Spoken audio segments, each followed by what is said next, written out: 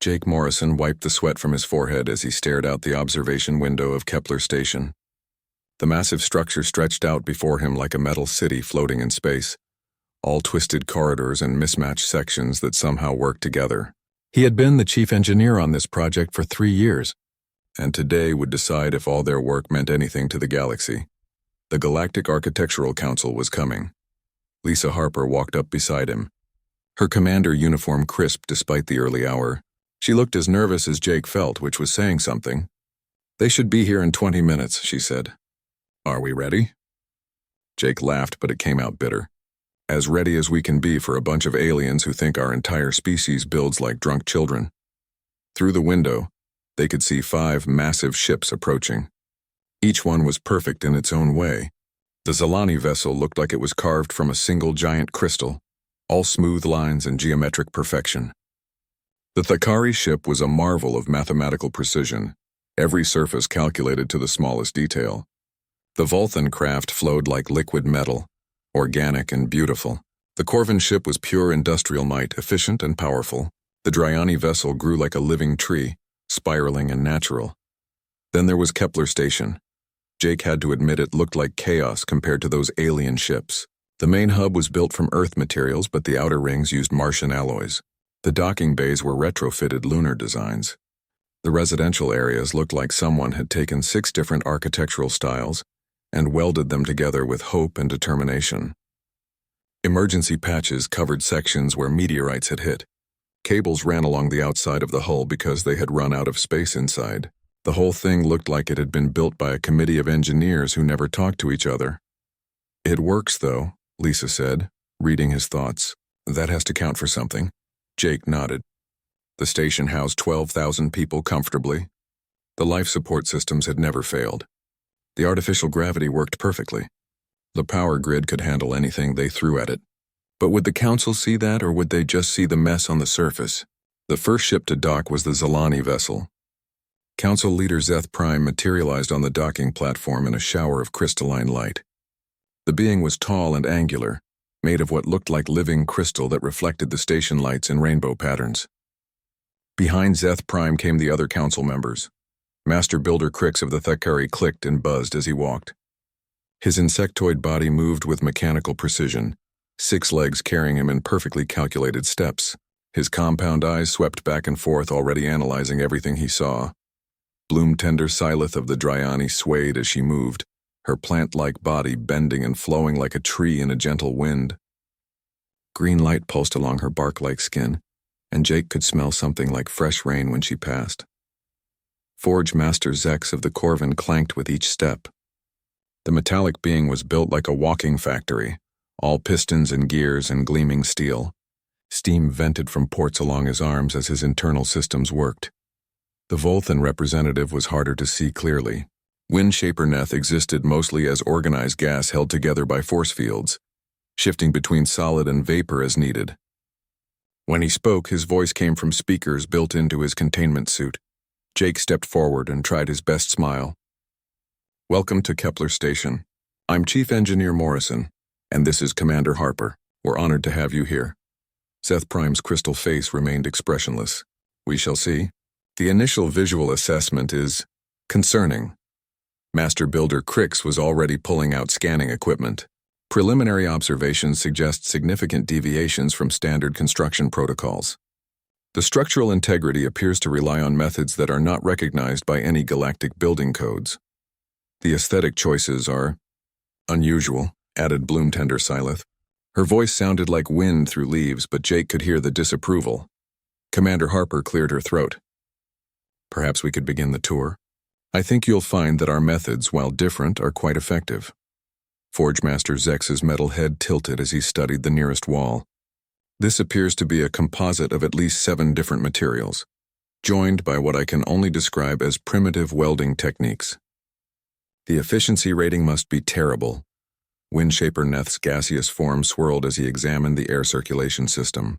The environmental controls follow no pattern I recognize. There appear to be backup systems for the backup systems, and then more backup systems for those. It is highly redundant, Jake tried to explain. Well, yes, we believe in being prepared for any situation. You never know when something might fail, so we build multiple ways to handle problems. Failure should not occur if the initial design is correct, Zeth Prime replied. Proper architecture accounts for all variables during the planning phase. Additional systems suggest poor initial calculations. The tour group moved through the main corridor, and Jake watched the council members react to everything they saw. Emergency supply stations were built into the walls every 50 meters. Manual override controls were placed next to every automated system. Warning signs in multiple languages covered every potentially dangerous area. Why are there so many warning labels? Asked Master Builder Crix. Because people don't always pay attention, Lisa answered. We've found it's better to over-communicate safety information. Proper design eliminates the need for warnings, Zeth Prime said. If a system is dangerous, it should not be accessible. If it is accessible, it should not be dangerous. They passed a section where human crews were working on routine maintenance. The workers had their own tools, personal modifications to standard equipment and individual approaches to the same basic tasks. No two humans seemed to work exactly the same way. Your workforce lacks standardization, observed Forge Master Zex. Each individual appears to be using different methods for identical procedures. This must create significant inefficiencies. Actually, it helps us solve problems faster, Jake said. When everyone approaches things differently, someone usually finds a better way to do it. We share improvements across the whole station. The council members exchanged what Jake assumed were skeptical looks. It was hard to tell with beings made of crystal, metal, and organized gas. As they reached the first major junction, Bloom Tender Silith stopped and stared at the signage. Directions were posted in 12 different languages and symbol systems, including some Jake didn't recognize. This appears to be excessive. Surely one universal system would suffice. We serve beings from all over human space, Lisa explained. Different colonies developed different ways of doing things. We accommodate everyone. Standardization prevents confusion, Windshaper Neth noted. Multiple systems create chaos. Jake looked around at his station with fresh eyes, trying to see it the way these perfect beings did. Every surface showed signs of modification, repair, or improvement. No two sections looked quite the same. Systems were jury-rigged together from whatever materials had been available. It was messy, chaotic, and completely human, but it worked. It had always worked. Through meteor storms, power failures, equipment breakdowns, and every other crisis space could throw at them, Kepler Station had kept its people alive and safe. The question was whether the Galactic Architectural Council would see that, or just see the chaos. The inspection tour moved into the hydroponics bay, and Jake Morrison could see the exact moment when things went from bad to worse. Bloom Tender Silith stopped so suddenly that Master Builder Crix nearly walked into her plant-like form. What is this? Silith's voice carried the sound of creaking branches, but Jake heard horror in it. The hydroponics bay was one of Jake's favorite parts of the station. Rows of earth vegetables grew under full-spectrum lights, while recycled water flowed through carefully maintained channels. But that wasn't what had shocked the Dryani representative. It was everything else. The waste processing unit sat right next to the tomato plants. The water recycling system shared space with the lettuce beds. Emergency medical equipment was mounted on the walls between the growing racks. A backup atmospheric processor hummed in the corner next to bins of composting material. The life support systems are mixed together, Silith managed. Food production should not share space with waste management. Medical equipment should not be stored near biological processes. This is completely wrong. Lisa Harper stepped forward. It's actually quite efficient. The waste processing provides nutrients for the plants. The plants help clean the air. Having medical supplies here means we can treat injuries immediately if someone gets hurt working with the equipment. But what if the waste system fails? Asked Windshaper Neth. The contamination could destroy the entire food supply. That's why we have 3 separate filtration systems and 2 backup purification methods, Jake explained, pointing to various pieces of equipment scattered around the room, plus manual override controls for everything. Zeth Prime's crystal form reflected the growing lights in harsh geometric patterns. This approach violates basic principles of system isolation. Proper design keeps critical functions separate to prevent cascade failures. They moved on to the residential section, and Jake watched the council members' reactions get worse. Instead of uniform living quarters, they found a maze of personalized spaces. Some residents had knocked holes in walls to create larger rooms. Others had divided their space into smaller areas. Personal modifications were everywhere. Room 247 had been turned into a workshop where Tony Martinez built custom electronics for other residents. Room 251 was now a small library, where Karen Adams collected books from across human space. Room 263 had plants growing from ceiling to floor, creating a tiny forest that reminded its occupant of home.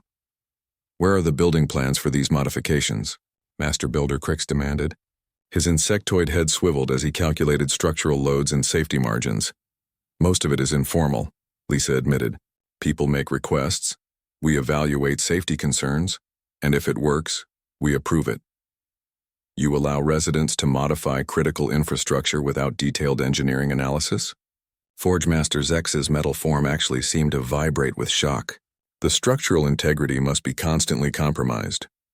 "We inspect everything regularly," Jake said. "And honestly, most residents make pretty smart choices. They know better than we do what they need to be comfortable." The tour continued through the maze of modified living spaces. The council saw rooms that served multiple purposes, walls that had been moved or removed, and systems that had been rerouted to accommodate residents' needs.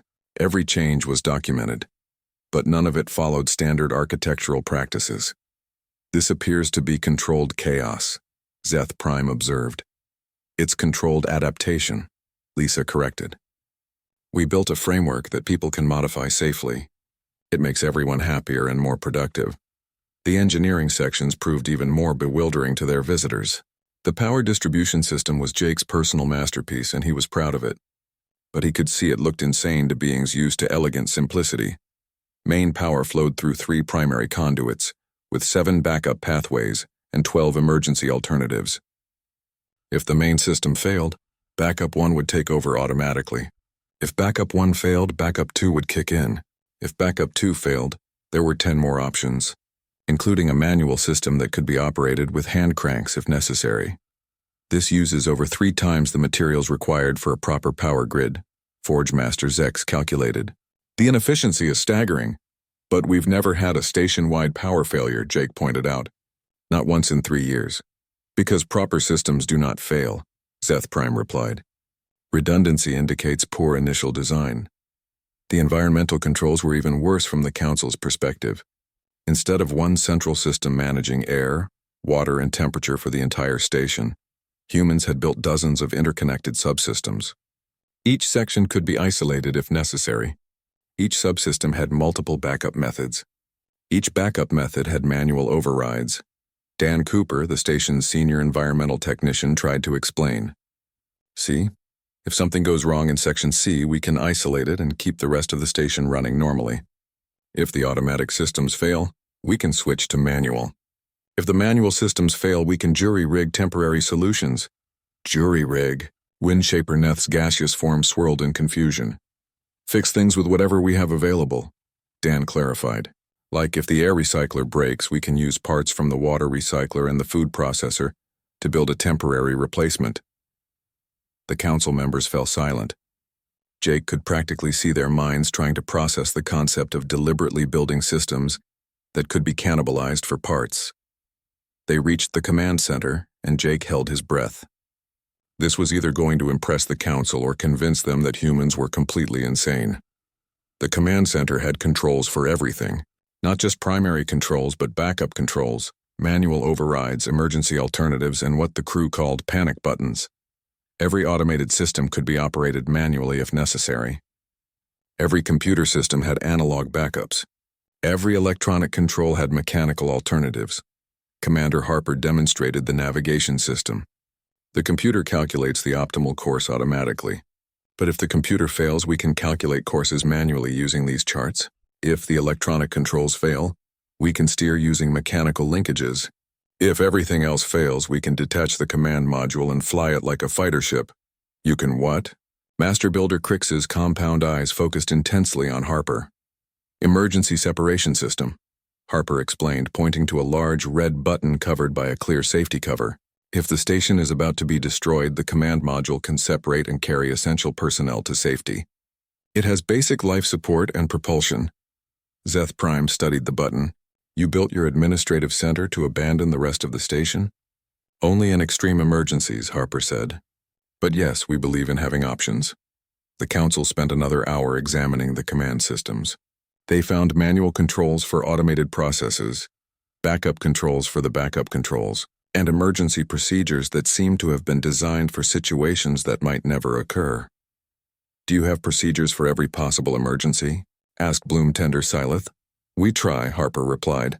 "Solar flares, asteroid impacts, hostile aliens, system failures, crew emergencies, supply shortages, equipment malfunctions, fires, explosions, radiation leaks, and about 50 other scenarios. And if something happens that you haven't planned for, then we improvise," Jake said. "Humans are pretty good at making things up as we go along." As the morning progressed, Jake watched the council members' confusion turn into something approaching alarm. They documented hundreds of what they considered building code violations. They recorded thousands of inefficiencies. They noted countless examples of what they saw as poor planning and chaotic implementation. But Kepler Station kept working. The lights stayed on. The air stayed breathable. The gravity stayed steady. 12,000 people went about their daily lives in a structure that should have been a disaster by galactic standards, but somehow functioned perfectly. During a break in the inspection, Jake overheard the council members talking among themselves. Their languages were different, but their tone was universal. They were talking about Kepler Station the way doctors might discuss a patient who was somehow surviving, despite having every possible thing wrong with them. The afternoon sessions would cover the research facilities, storage areas, and maintenance systems. Jake had a feeling things were about to get much worse before they got better. Lisa Harper appeared beside him. "How do you think we're doing?" Jake watched Master Builder Crix make notes on his scanner for the 100th time that day. "I think they're convinced we're either crazy or incompetent. Maybe both. But it works," Lisa said. "Yeah," Jake agreed. "It works." The afternoon inspection began in Storage Bay 7, and Jake Morrison knew immediately that this would be where the Galactic Architectural Council finally decided humans were hopeless. Storage Specialist Dan Cooper met them at the entrance, completely unaware that he was about to horrify 5 of the galaxy's most advanced civilizations. "Welcome to our main storage facility," Dan said cheerfully. "We keep pretty much everything here." That was the problem. Dan had not been exaggerating. The storage bay was packed with containers, crates, boxes, and equipment that seemed to have no organizational system whatsoever. Spare parts for life support systems sat next to boxes of personal items from Earth. Emergency medical supplies were stacked beside recreational equipment. Tools for repairs that might be needed someday filled entire sections. "What is your cataloging system?" Master Builder Crix asked, his insectoid form clicking as he tried to scan the chaotic maze of stored materials. "Well, we have a computer database," Dan replied, "but mostly people just remember where stuff is. Like Jenny knows where all the medical supplies are, Tony keeps track of the electronics, and I handle the mechanical parts." Zeth Prime's crystal form seemed to dim. "You rely on individual memory rather than systematic organization?" "It works pretty well," Dan said. "Plus, when you're looking for something, you usually find 3 other things you forgot you had. That's often more useful than finding what you originally wanted." Forge Master Zex examined a container filled with parts from 6 different manufacturers. "These components are not compatible with any single system." "Why do you store them together?" "Because you never know when you might need to make something work that wasn't designed to work," Dan explained. "Like last month, we had a problem with the water recycler. The replacement part wouldn't arrive for 6 weeks. But Tony figured out how to make it work using a piece from the air scrubber, a part from the food processor, and some stuff from the old communications array." The council members exchanged looks that Jake was beginning to recognize. It was the expression of beings confronting something that violated their fundamental understanding of how civilized species operated. They moved deeper into the storage area, and things got worse. Dan showed them the emergency supplies section, which contained enough food, water, and basic materials to keep the station running for 2 years without any outside support. "Why do you maintain such excessive reserves?" Windshaper Neth asked. "Supply ships arrive regularly. These stockpiles represent enormous inefficiency." "Because supply ships don't always arrive on time," Dan replied. "Sometimes they get delayed by storms or pirates or mechanical problems. Sometimes they bring the wrong stuff. Sometimes the stuff they bring doesn't work. Better to have too much than too little." Bloomtender Silith examined containers filled with seeds from dozens of different worlds. You store biological samples from ecosystems you do not inhabit. Why? In case we need them someday, Dan said. Maybe the current crops get a disease. Maybe we find a planet where these seeds would grow better. Maybe someone wants to start a new hobby. You never know. The tour continued through sections filled with spare parts for equipment that wasn't even on the station yet, tools for jobs that might never need doing, and supplies for emergencies that might never happen. To Jake, it looked like sensible preparation. To the council, it looked like the hoarding behavior of a species with serious anxiety issues. Next, they visited the maintenance areas, where senior technician Karen Blake was leading a team in what humans called creative problem solving. A cooling system had failed in the residential section, and the replacement part was on back order for 3 months. So we're going to fix it using what we have, Karen explained to her team. Tony, can you modify that heat exchanger from the old communications array? Jenny, see if you can adapt those pumps from the backup water system. Dan, grab some of those thermal regulators from storage. The council watched in fascination and horror as the human maintenance team began combining parts from completely different systems. The heat exchanger was designed for electronics cooling, not environmental control. The pumps were made for water, not coolant. The thermal regulators came from a food storage system. This cannot possibly work, Forge Master Zex declared. These components are not designed to function together. They will when we're done with them, Karen replied confidently. She began cutting and welding, modifying connections and rerouting pipes. Her team worked with the kind of practice coordination that came from years of making impossible repairs. Within 2 hours, they had created a cooling system that worked better than the original. It used less power, ran quieter, and had built-in backup systems that the factory model lacked. How is this possible? Master Builder Crix asked, scanning the improvised device with his equipment.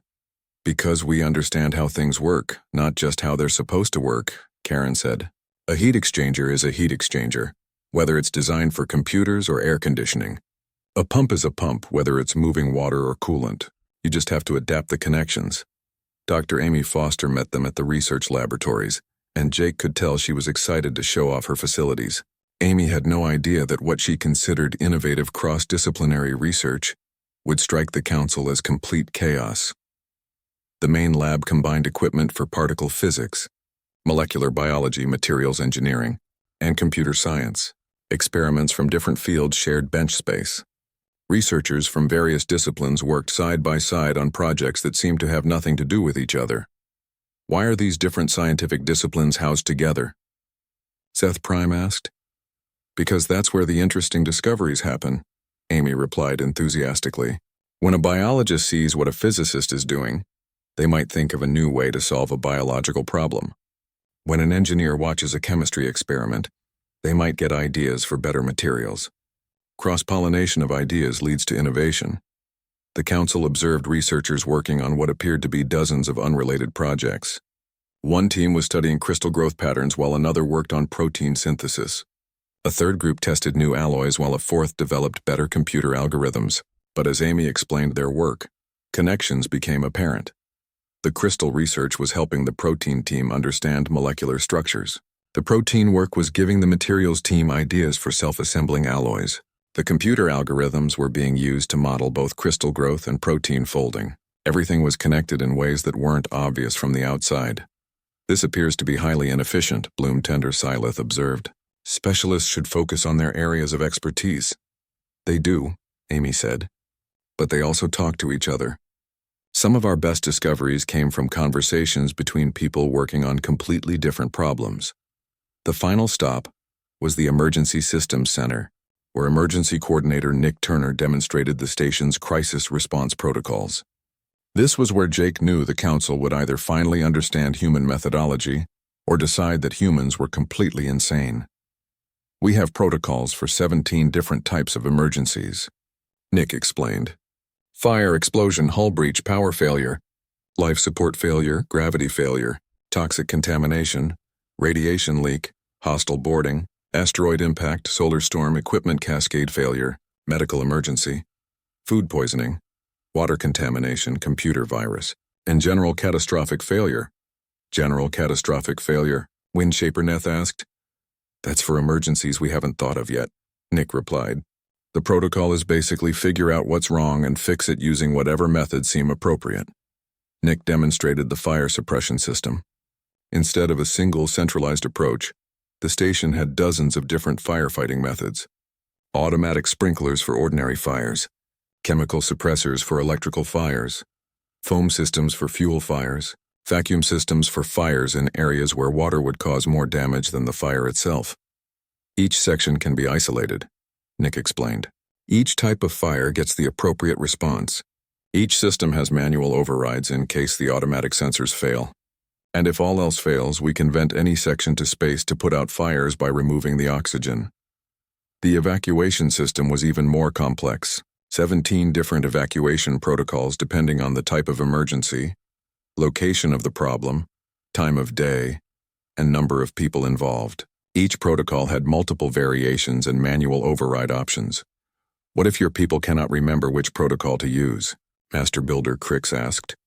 That's why we have the general evacuation protocol, Nick said. When in doubt, get everyone to the nearest safe area and figure out the details later. Sometimes the best plan is to not worry about having the perfect plan. As the day ended, Jake could see that the council members were overwhelmed. They had documented what they considered to be thousands of violations of proper construction and operational procedures. They had witnessed engineering approaches that seemed to embrace chaos rather than order.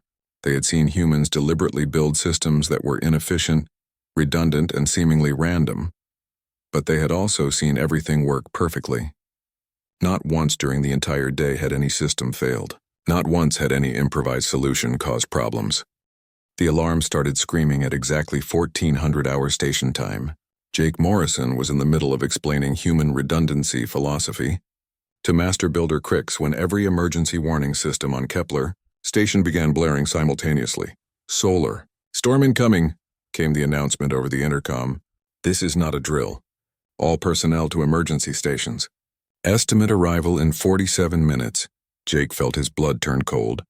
Solar storms were dangerous enough under normal circumstances. But the sensor readings scrolling across the emergency displays showed something that made no sense. The radiation levels were off the charts. The electromagnetic pulse strength was beyond anything in their emergency protocols. Commander Harper burst into the conference room. We need to get everyone to shelter immediately. This storm is bigger than anything on record. Through the observation windows, they could see the 5 council ships begin to react to the emergency. The beautiful Zalani vessel started retracting its crystalline sensor arrays. The mathematically precise Thakari ship began following standard galactic storm protocols. The organic Volthan craft started reshaping itself into a more protective configuration. Then things began going wrong. For the alien ships, the Zalani vessel's crystal structure began developing stress fractures as the first electromagnetic waves hit. The crystalline perfection that made the ship so beautiful also made it incredibly vulnerable to the chaotic energy patterns of the massive solar storm. The Thakari ship's computer systems started failing as electromagnetic interference overwhelmed their precisely calculated shielding. The mathematical perfection that made their technology so efficient provided no flexibility when conditions exceeded design parameters. The Volthan ship's organic systems couldn't adapt fast enough to the changing radiation environment. The flowing, beautiful design that worked so well under normal conditions became a liability. When every system needed to be hardened against unprecedented energy levels, the Corvin vessel's efficient systems began shutting down one by one as the storm intensity exceeded their design limits. The industrial perfection that made them so reliable provided no redundancy when primary systems failed. The Dryani ship's living systems began to suffer radiation damage that their natural defenses couldn't handle. The organic growth patterns that made them so elegant provided no protection against energy levels far beyond what their evolution had prepared them for. Council leaders, Commander Harper announced over the communication system, Kepler Station is opening all docking bays to provide emergency shelter. Please bring your crews aboard immediately. Jake watched as the human crew responded to the crisis. Emergency Coordinator Nick Turner's voice echoed through the corridors as he activated Protocol 12, the procedure for extreme solar events. But even as Nick called out the standard responses, Jake could see people adapting the protocol on the fly. In the power systems, Chief Technician Ben Garcia began rerouting electricity through backup pathways that hadn't been designed for this level of electromagnetic interference. When the primary conduits started overloading, he switched to secondary systems. When those started failing, he activated tertiary backups that existed only because humans believed in preparing for the impossible. Storage. Specialist Dan Cooper ran through the station opening emergency supply, caches that contained radiation shielding materials. But when the standard shielding proved insufficient, Dan started improvising. He combined different materials in ways that violated every engineering handbook, creating composite barriers that somehow worked better than anything designed for the job. The chaotic storage system that had horrified the council suddenly proved its worth. Dan knew exactly where to find every piece of equipment, every spare part, every material that might help. The seemingly random organization made perfect sense to someone who understood that emergencies required tools that might not be obviously connected. Dr. Amy Foster converted her mixed discipline laboratories into emergency medical stations. The particle physics equipment became radiation detectors. The biology lab turned into a treatment center for radiation exposure. The materials engineering section started manufacturing emergency repairs using whatever they had available. Senior technician Karen Blake led teams throughout the station making modifications that should have been impossible. When radiation damaged the primary life support controls, she jury-rigged replacements using parts from the food processing system. When the artificial gravity fluctuated, she stabilized it using components from the waste recycling plant. The council members found themselves witnessing something they had never seen before. The chaotic, inefficient, redundant systems they had criticized all day were adapting to a crisis that was beyond anything their own perfect ships could handle. Zeth Prime watched human engineers reroute power through 17 different pathways as each one failed and was replaced by another. The crystal being had never imagined that anyone would build so many backup systems for their backup systems. Master Builder Cricks observed maintenance teams performing repairs using parts that weren't designed to work together but somehow did. The mathematical precision of his mind couldn't calculate how humans were making impossible combinations function perfectly. Bloom Tender Silith saw medical teams treating 5 different species simultaneously using equipment that had been adapted on the spot for alien physiology. The organic intelligence she possessed couldn't understand how humans were improvising solutions for problems they had never encountered. Before Forge Master Zex watched human manufacturing systems produce emergency components by combining resources in ways that violated every principle of efficient production. The industrial logic of his programming couldn't process how such chaos could be so effective. Windshaper Neth observed the station's atmospheric controls maintaining perfect life support for 6 different species with completely different environmental needs. The gaseous being's understanding of environmental management couldn't explain how humans were making it work. As the storm reached its peak intensity, every system on Kepler Station was pushed beyond its design limits. But the station didn't fail. Instead, it adapted. When primary systems were damaged, backup systems took over. When backup systems were overwhelmed, tertiary systems activated. When tertiary systems reached their limits, humans improvised quaternary solutions using whatever they could find. Commander Harper coordinated the entire response from the command center. But Jake noticed that she wasn't giving detailed orders. Instead, she was giving general objectives and letting people figure out how to achieve them. The chaos that the council had criticized was actually controlled flexibility that allowed every human to contribute their expertise where it was most needed. Engineering teams. I need power to sections 7 through 12, Harper announced. Medical. I need treatment capabilities for radiation exposure in 6 species. Maintenance. I need life support stable for the next 8 hours regardless of what else fails. And somehow it all worked. The humans didn't follow rigid protocols or stick to approved procedures. They solved problems using whatever methods seemed appropriate. They combined resources in ways that weren't supposed to work but did. They adapted to conditions that were beyond anything they had planned for. The storm raged for 6 hours. During that time, Kepler Station sheltered not just its own 12,000 residents, but also the crews from 5 alien ships whose perfect designs couldn't handle imperfect conditions. The station's chaotic, redundant, Inefficient systems kept everyone alive while the galaxy's most advanced ships suffered damage that would take months to repair. When the storm finally passed and the radiation levels dropped to safe levels, the station was still functioning normally. The lights were on. The air was clean. The gravity was steady. 12,000 humans and 1,500 aliens had survived an unprecedented disaster without losing a single life. The council members stood in the observation lounge, looking out at their damaged ships.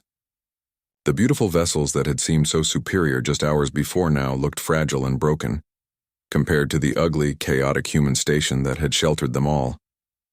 "How is this possible?" Zeth Prime asked Jake. "Your system should have failed first. They violate every principle of proper engineering." Jake looked out at the station that had been his home for 3 years. "Maybe that's the point," he said. "Maybe proper engineering isn't about building perfect systems. Maybe it's about building systems that work when everything goes wrong."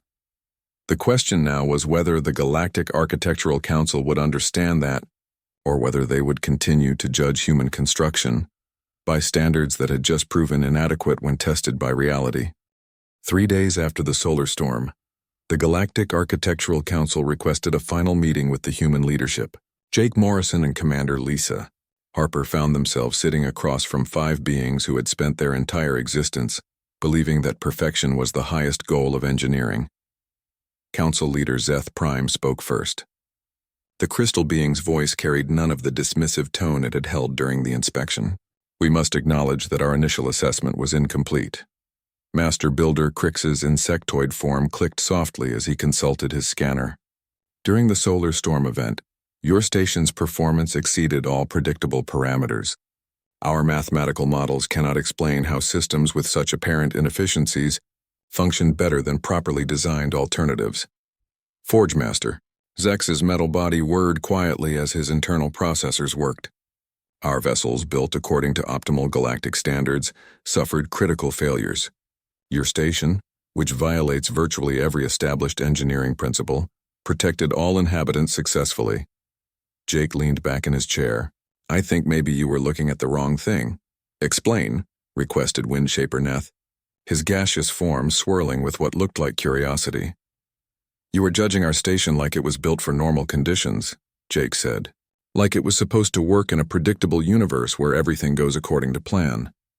But that's not the universe we live in." Commander Harper nodded. "We don't build for the best day. We build for the worst day. And then we build for the day that's worse than that." Dr. Amy Foster joined the meeting carrying a tablet full of data from the storm response. "I've been analyzing what happened during the emergency. Your ships failed because they encountered conditions outside their design parameters. Our station succeeded because we never assumed we knew what the parameters would be." She showed them the data. "Look at our power grid. You called it wasteful because it uses 3 times as many materials as a proper system. But during the storm we lost primary power, backup power, and secondary backup power. If we had built a proper system, everyone would have died. Instead, we switched to tertiary backup, then quaternary backup, then systems we improvised on the spot." Bloom-tender Silith's plant-like form swayed as she processed this information. "You build systems assuming they will fail?" "We build systems knowing they will fail," Lisa corrected. "Everything fails eventually. The question is what happens next?" Jake stood up and walked to the window overlooking the station's main hub. "You want to know why our storage system looks chaotic? It's because we stock parts for equipment we don't have, tools for jobs we might never do, and supplies for emergencies we hope never happen. During the storm, we needed all of it. Your maintenance teams performed repairs using components that were never designed to work together," Master Builder Crix observed. "According to all engineering principles, this should be impossible." Senior Technician Karen Blake had joined the meeting. "It's not impossible if you understand what things do, instead of just what they're supposed to do. A heat exchanger moves thermal energy from one place to another. Doesn't matter if it was designed for computers or life support or food processing. Heat is heat. But the inefficiency," Forge Master Zex protested, "the waste of materials and energy." "What's more inefficient?" Karen asked. "Using extra materials to build redundant systems, or watching people die because your efficient system couldn't handle an emergency it wasn't designed for?" Emergency Coordinator Nick Turner brought up the storm response protocols on the main display. You asked why we have 17 different evacuation procedures. It's because there are at least 17 different ways things can go wrong, and probably more we haven't thought of yet. During the storm, we used parts of protocols 4, 7, 11, and 14, plus improvisations that aren't in any manual, Nick continued. If we had just one perfect evacuation plan, it wouldn't have worked for the actual emergency we faced. Dr. Foster pulled up another data set. You were confused by our research labs because we mixed different disciplines together. But during the storm, our particle physicists helped design radiation shielding. Our biologists figured out how to treat alien radiation poisoning, and our computer scientists wrote new programs to coordinate emergency responses in real time. The mixing of systems you criticized as chaotic allowed us to solve problems none of us had ever seen before, she added. Zeth primes, crystalline form reflected, the meeting room lights and complex patterns. You are suggesting that chaos is superior to order. No, Jake said. We're suggesting that controlled adaptability is superior to rigid perfection. Your ships are beautiful, elegant, and efficient, but they're designed for a universe that behaves predictably. We live in a universe that specializes in doing things nobody expected. Storage specialist Dan Cooper had been quiet during most of the meeting, but now he spoke up. You know what the real difference is? You build things that work perfectly until they don't work at all. We build things that work imperfectly all the time, but keep working even when everything goes wrong. Commander Harper stood and walked to join Jake at the window. Look at our station. It's ugly, inefficient, chaotic, and completely jury-rigged. It looks like it was built by a committee of engineers who never talk to each other, and you're right. That's exactly what it looks like. But it's also home to 12,000 people who stayed alive during a storm that should have killed them all, she continued. It's a place where humans from dozens of different worlds can live and work together, despite having different cultures, languages, and ways of doing things. It's a system that adapts, survives, and keeps functioning no matter what the universe throws at it. The council members sat in silence for several minutes, processing what they had heard. Finally, Zeth Prime spoke. We have spent millennia perfecting our construction methods. We have eliminated inefficiency, reduced waste, and created structures of great beauty and precision. We believed this represented the highest achievement of engineering, the crystal being paused, light refracting through its form. But during the storm, our perfect ships nearly killed everyone aboard. Your imperfect station saved us all. Master Builder Crix's compound eyes focused on Jake. You accept that your methods appear chaotic to outside observers? They appear chaotic to us too sometimes, Jake admitted. But chaos isn't the opposite of order. It's just order that's more complicated than it looks from the outside. Windshaper Neth's gaseous form shifted as he spoke. You build for conditions you cannot predict, using methods you cannot fully explain, achieving results you cannot guarantee in advance. That's right, Lisa said. Because the alternative is building for conditions we can predict, using methods we can explain, and achieving predictable results when the universe decides to be unpredictable. Bloom Tender Silith extended her plant-like appendages toward the humans. We would like to learn more about your methods. Perhaps our civilizations could benefit from understanding controlled adaptability. Forge Master Zex's mechanical systems hummed as he processed new concepts. The efficiency gains from preventing catastrophic failures may outweigh the costs of redundant systems. The meeting continued for several more hours, as the council members asked detailed questions about human engineering philosophy. They wanted to understand how chaos could be controlled, how inefficiency could be more effective than efficiency, and how imperfection could be more reliable than perfection. As the day ended, Council Leader Zeth Prime made the announcement that would change humanity's relationship with the galaxy. The Galactic Architectural Council grants full membership in the Construction Guild to the human species, with a request that human engineers begin sharing their methodologies with other member civilizations. Jake looked around the meeting room at beings who had spent their entire existence pursuing perfection, only to discover that imperfection might be the more perfect approach. I think we can arrange that. Commander Harper made the final log entry for the inspection period. Today we learned that the galaxy judges buildings by their beauty and efficiency, but humans build for survival, adaptability, and the certainty that the universe will always find new ways to surprise us. Maybe that's not chaos after all. Maybe that's wisdom. 6 months later, Kepler Station became the first human facility to host the Galactic Engineering Exchange program. Representatives from across the galaxy came to study human construction methods, learning how to build systems that thrived on uncertainty rather than being destroyed by it. The program's motto, suggested by storage specialist Dan Cooper, was inscribed above the entrance in 12 different languages. Better to have it and not need it than need it and not have it. It became the unofficial philosophy of a new generation of galactic engineers who learned that sometimes the most sophisticated solution is the one that looks like organized chaos to everyone else. The universe, as always, continued to specialize in doing things nobody expected, but now at least some of the galaxy's civilizations were ready for it.